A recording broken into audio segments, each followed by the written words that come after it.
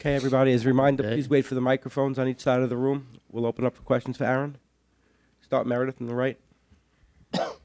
Aaron, I know you had some tough decisions to make with the roster. You included Will Warren on the roster.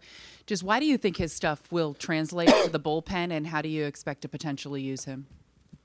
Well, I mean, really, a lot of different roles could pop up for him. But, feel like there's some pockets where he could be really effective for us. It might be in a short burst. It might be in a situation where we need length. It might be in an extra inning situation where you're out of pitching and you got to roll. So, he's pitched really effectively all year, and and kind of him.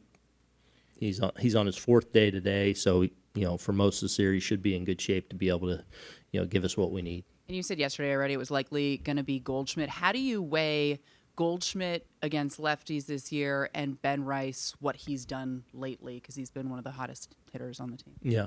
I mean, Goldie's going to play against every lefty we face. I mean, that's pretty easy call. And, Ben's obviously a huge part of our offense and has had a phenomenal year and is hot. And, but I think part of that is he's faced the people he should be facing too. Like, so he'll be back in there tomorrow against Bayo, and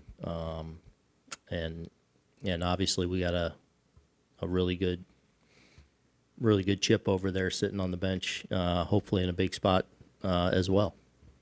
Second row on the right, Roland. Aaron over here. I know you have bigger things at stake in just winning the game, but can the baseball fan in you sort of appreciate maybe for the fans or for the game, an ace versus ace matchup that you're getting this, and also like the Crochet Judge kind of battle of the Titans, kind of just those two big guys going against each other? Is there a part of you that if you separate from your stakes that can appreciate that?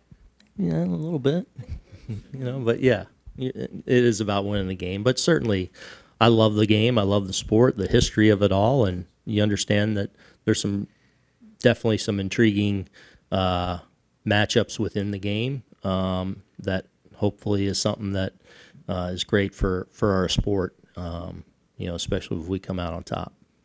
You go to the far right over there to Andy. What are some of the particular challenges of managing against Alex Cora? As I said yesterday, like they always do a good job of the game within the game, so they're gonna, you got to make sure you're buttoned up.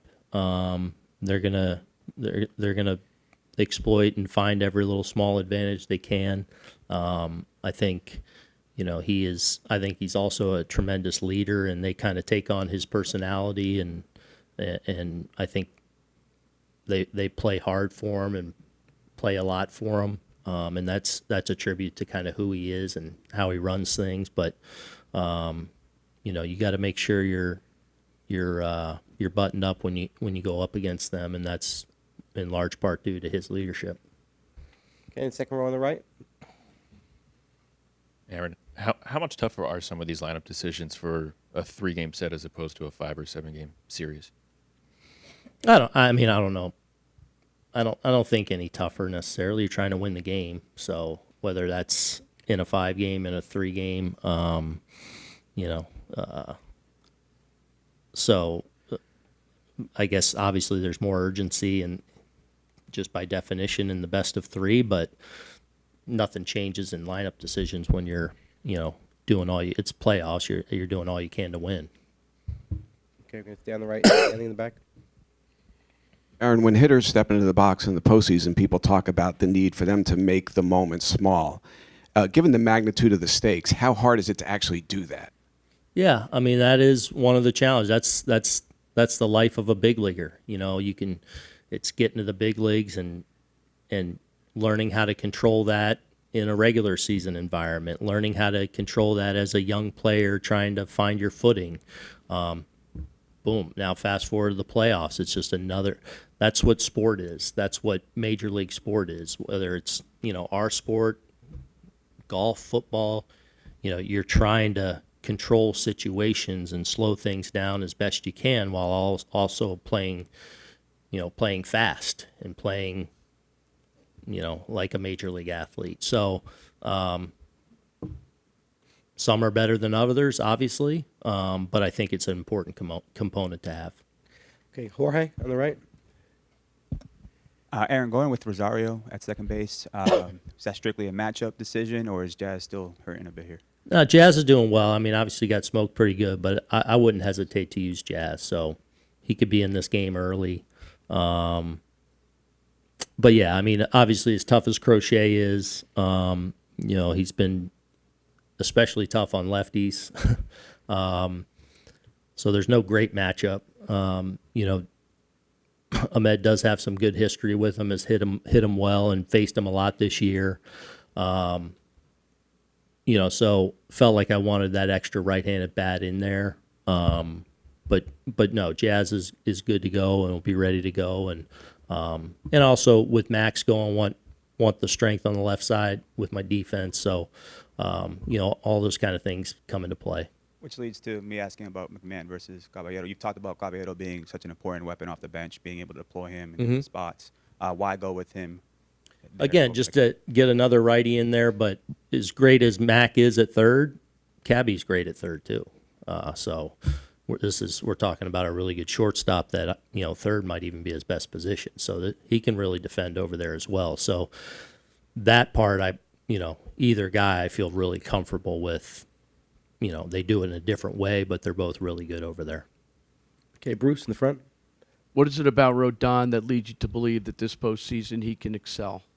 I think he had some really good moments last postseason. And I think going through an entire postseason with the Yankees in New York, I think really served him well. Like, you look at his outings last postseason, the first one against the Royals where he came out and struck out the side in the first and was kind of maybe then even a little bit overamped and it got away from him a little bit. I thought he really learned from that experience. His next one against Cleveland was really good. So he's, I think, really benefited from the experience he gained in the postseason last year. He's done a really good job since he's been here of learning from, some stumbles, learning from, some good times. And I think it's helped him in his experiences moving forward. And last year, I'm hoping that that serves him well and just really slowing things down, really controlling moments, because that's an important thing to have. Okay, we're going to go in the back and the left. Tim? Following up on your answer to Andy's question about Cora, when you say the Red Sox take on Cora's personality, what does that look like in practicality from what you see? I don't know. I think there's an intensity they play the game with, an edge, an intelligence that they play the game with. Like, Alex has a good way about him as far as just having a really good energy and control of things, and I think his players follow that. Okay, we're going to go here to Jake on the right. This is your 7th postseason now. How have you changed as a manager since that first series against the Red Sox in the ALDS in 2018? Has your kind of approach to managing the ebb and the flow of October shifted at all? Has the in-game management shifted? Yeah, I mean, I think, like we talk about these players having experience, I as a manager, you have that experience to fall back on and hopefully to glean from and gain from. So tough to say how it's changed, or it just probably has evolved. And, the game evolves and the game keeps moving and changing in some way, shape, or form. Every team you go into the postseasons with is different, so, that factors in. Like, each day can be a little bit different based on, who you have on the mound, who you're up against, what kind of bench do you have, those kind of things. So hopefully I've evolved, but I don't know exactly how necessarily. We'll take one more last one here on the left, John. Yeah, Aaron, your team's relatively healthy. Obviously, Cole and Schmidt aren't here, but no new injuries, and it's been playing very, very well lately. Is the timing something that matters, and are you pleased to be coming in at this point? I hope the timing's perfect, but when the dust settles, we'll know if it was, right? I feel great about our team. I've said to a lot of people, this is my 7th postseason. I think at this point, where we are as a club, this is the best group we've gone in with. Like the way we're playing, health, different ways to beat you. But it's all coming down to a best of 3. So we got to go do it and hopefully get to keep moving on. But I feel great about our group. I feel like they're playing with a lot of confidence. They're playing for one another. They trust one another. So should be fun. And hopefully we get it done. Okay, as a reminder, please wait for the microphones. We'll start with questions with Carlos. Right there, Meredith on the right. Hey, Carlos, how do you make sure that your success that you had during the regular season translates now to the postseason? Well, I this is I think of it almost like a new season, clean slate. Kind of, what happened in the regular season doesn't really matter, performance-wise, whether it's good or bad. But as far as just maintaining the consistency, it's just going out there and executing what I do on the mound and control what I can control, and let Austin or Ben or JC, whoever's behind the plate, just run the game plan and let everything else take care of itself. When you look at the Red Sox, what do you see as the biggest challenge when you look at that lineup? Yeah, no, they're a good club. Obviously, they played us hard this year. I think they won. I'm not sure how many games they won against us, but they did better than we did against them. So they play well. They play good baseball. They're really athletic. They make some plays out there in the field that a lot of teams don't make. They're quick on the bases. They have an idea. They do their homework with pitchers as far as when to run and what counts to run on and what are the tendencies. Offensively, there's some good bats in the lineup. Seems like they run 2 different lineups, versus left-handed starters versus right-handed starters, and they have tough at bats. So it's a good it's a good ball club. So it's gonna be a good series. I'm gonna go stay there, Bruce. Carlos, what does it mean to you to get this opportunity, this responsibility in Game 2? Yeah, 3-game series.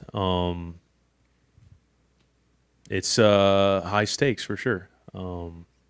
So, obviously, I'm just honored to have the opportunity to pitch for the Yankees in an important series, and the goal is to go out there and win and give my best effort. So, I can only control so much. So, Okay, down here in the first row, Pete. Carlos, Aaron just mentioned how going through the postseason run last year and doing it with the New York team thinks it benefited you. Just how do you think it did, if so, and what are you taking? Yeah, I mean, there's definitely some experience from last year. Getting to the World Series, pitching in some in those big games, a lot of energy. It was against a good Dodgers team, so I learned a lot about staying within myself and just trying to keep everything in check. So hopefully I can keep that going for this year. Stay here in the front, Chris. Throughout the year, Matt Blake has complimented you in your ability to better control your emotions this year. Was that something that you were conscious of coming into the year, and who has helped you with that? Yeah, I mean, I've had a lot of help with that. I think pitching in some big games last year, and obviously pitching in the World Series, it's hard to replicate that, especially during the regular season. Obviously, those games are very important during the regular season, but the hype, the energy is not quite like Game 2 of the World Series or Game 1 of the LCS or any of those games in the postseason. So, I'm glad I learned fairly quick last year that things needed to be in check and save that energy for some extra innings down the road. So I've had a lot of help. I mean, obviously Andy Pettit's been around a lot. I've got great teammates who have my back and helped me get me to where I'm at now. So there's a lot of people that have had a hand in that. In the middle over there, Rod. Was there anyone specifically you spoke to after the start against the Royals? Because you spoke about this change in your attitude and just the focus and not getting too amped up. Yeah, I mean, Andy was a big take in that. Obviously, a guy that's was notoriously great in the postseason. Obviously, Garrett's been a big guy in my corner, and just those two after that start, got my mind where it needed to be. Okay, we're going to go back to Jay on the left. Yeah. Carlos, you added a sinker to your repertoire for the first time in a few years, and it was a very effective pitch for you in terms of not just ground balls, but also whiffs. How is that pitch different for you than it's been before, and what has that meant to your success this year? Yeah, I came in the league. I had, I guess, what you called a two-seamer, and back then, we didn't quite have the movement plots that we do now, and understanding pitch movement and pitch profiles the way we do now. So it was slightly a different pitch, and the grip was slightly different, and I had an idea of how to throw what you call a sinker two-seamer from throwing it, I guess, 8-9 years ago. It's been a little bit, but we just stumbled upon it, and the Yankees pitching department kind of refined it and got their grip what I needed. Matt Blake had a hand in that. Preston, a lot of guys had a hand in that, and we just kind of ran with it. Okay, we're going to stay on the left in the middle. Nate. Carlos, you've had the opportunity numerous times this season to watch Max pitch, Yeah. and then go out, either the next night or a couple nights later and face the same team. How has that benefited you? And, what are you kind of going to be looking for tonight as he goes out there that you could take with you tomorrow? Yeah, I mean, Max has been incredible for us this year, as you know. I just kind of get a little bit of a game plan. We're slightly different. We're not exactly the same. I just get an idea of, how hitters are reacting to him and an approach. But it's not, it's not everything, because, their approach is going to be a little different for him than it is for me. So I just get an idea of, swing tendencies and aggressiveness kind of. That's it. We're going to stay here on the left in the first row. Carlos, you pitched to more weak contact this season than ever before. At what point did it click for you that was something you were going to embrace or needed to embrace? I'm not sure. I know the strikeouts down a little bit, and just knowing that I just want to be aggressive in the zone, and we're pretty athletic in the field, and guys get to some balls that, like I said, obviously I talked about the Red Sox being able to get some balls. We get to some balls that teams don't get to as well, and it was just be aggressive in the zone, and with the help of the sinker, with some weak contact on the ground, I feel like. What we talked about, I feel like we're going to forward some contact and rely on the defense and, save the pitch count. I take one more way in the back on the right. Carlos in the back.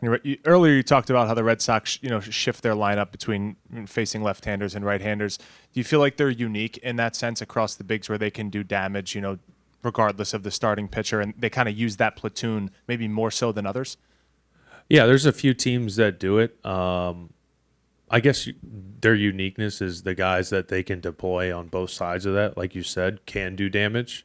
They have bats that, can hit lefties and slug, and they have bats that can hit righties and slug. So, yeah, that would be the uniqueness for them, because, there's some teams, not and anybody that makes it in this league is pretty good at baseball, but, there's some teams that, they don't reach the caliber that the Boston Red Sox do on the platoon side. Thank you, Carlos. Thank you. Yep.